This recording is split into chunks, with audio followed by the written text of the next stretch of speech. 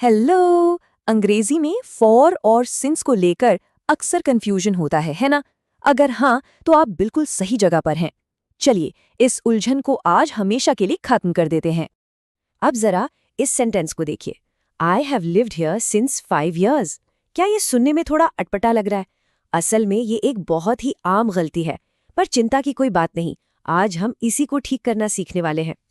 तो हमारा मकसद एकदम सीधा और साफ है। फॉर और सिंस का इस्तेमाल इतने अच्छे से समझना कि फिर कभी कोई गलती हो ही ना। तो फिर शुरू किया जाए।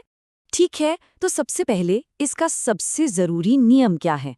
देखिए, फॉर और सिंस के बीच का जो फर्क है ना, वो बस एक ही आइडिया पर टिका है। अगर ये समझ आ गया तो समझिए आधा काम तो वहीं हो गया। ये देखिए, सारा खेल यहीं पर है। फॉर का इस्तेमाल हम तब करते हैं जब हम समय की एक अवधि, मतलब एक ड्यूरेशन की बात कर रहे होते हैं। और सिंस का इस्तेमाल वो बताता है कि कोई काम किस खास पॉइंट पर शुरू हुआ था। तो एक सीधा सा हिसाब याद रखिए। फॉर का मतलब है कितनी देर तक, और सिंस का मतलब है कब से। चलिए, इसको एक उदाहरण से समझते हैं।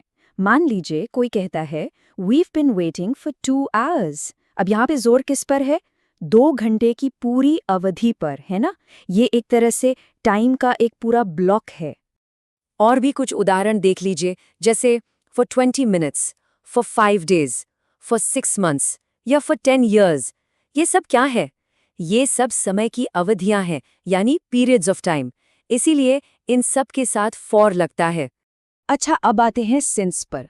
अब अगर वही इंसान कहे weave been waiting since 8 o'clock, तो यहाँ पर जोर ड्यूरेशन पर नहीं है। यहाँ जोर है उस शुरुआती पॉइंट पर, मतलब उस पल पर जब इंतजार करना शुरू हुआ था, यानी 8 बजे से लेकर अब तक। यहाँ सिंस के कुछ और उदाहरण देखिए। सिंस मंडे, सिंस 12 मई, सिंस 2001 या सिंस क्रिसमस। ये सब क्या है? ये सब है स्टार्टिंग पॉइंट्स। और एक मजेदार बात यह है कि ये किसी घटना या एक्शन के लिए भी इस्तेमाल हो सकता है, जैसे सिंस वी अराइव्ड, यानी जब से हम पहुंचे। ठीक है, तो अब तक हमने स्टेटमेंट्स देखे। अब देखते हैं कि जब सवाल पूछने की बारी आती है तब क्या होता है, खास तौर पर व्हेन और हाउ लॉन्ग जैसे सवालों के साथ।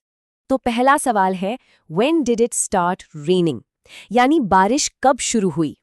ये सवाल क्या पूछ रहा है? ये एक खास शुरुआती पॉइंट के बारे में पूछ रहा है ना? और इसका जवाब क्या हो सकता है?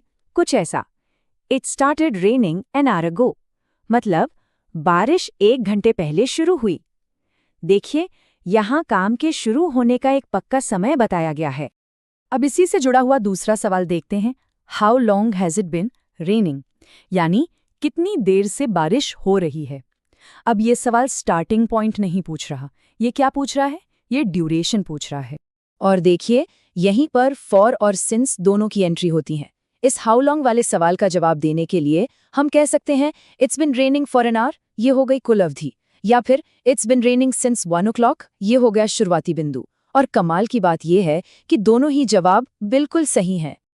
चलिए, तो बेसिक नियम तो अब हमें पता चल गए हैं। अब थोड़ा और गहराई में चलते हैं और कुछ खास मामलों को देखते हैं। इससे हमारी समझ और भी पक्की हो जाएगी।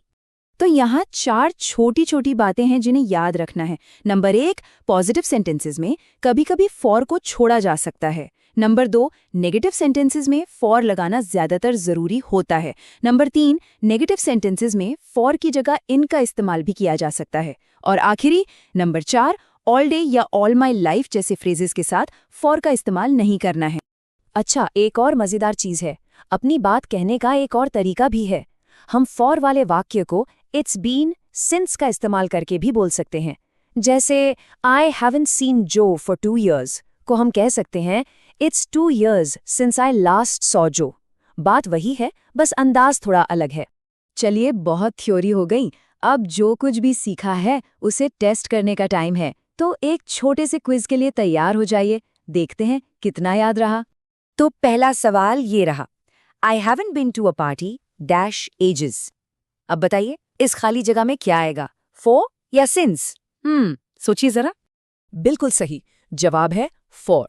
क्यों? क्योंकि एजेस का मतलब होता है सालों से। ये एक लंबा पीरियड है, कोई स्टार्टिंग पॉइंट नहीं है, इसलिए यहाँ फॉर आएगा। ठीक है, अब अगला सवाल, Kevin has been looking for a job dash he left school. यहाँ खाली जगह में क्या आना चाहिए, फॉर या सिंस? और इसका सही जवाब है सिंस, क्योंकि ही लेफ्ट स्कूल मतलब जब उसने स्कूल छोड़ा। ये केविन की जिंदगी का एक खास शुरुआती पॉइंट है, जब से उसने नौकरी ढूंढना शुरू किया। ये कोई ड्यूरेशन नहीं है। तो आज की इस पूरी बातचीत का सबसे जरूरी निचोड़ क्या है? बस ये एक सिंपल सा फॉर्मूला याद रखना है। फॉर मतलब पीरियड यानी अवधि, और सिंस मतलब स्टार्टिंग पॉइंट यानी शुरुआती बिंदु। जब भी कोई कंफ्यूजन हो, बस ये नियम याद कर लीजिए, जवाब अपने आप मिल जाएगा। और जाते जाते एक सवाल, how long has it been since this presentation started? देखिए, इसमें भी वही ग्रामर इस्तेमाल हुआ है जो हमने आज सीखा। उम्मीद है कि इसके बाद फॉर और सिंस का इस्तेमाल पूरे कॉन्फिडेंस के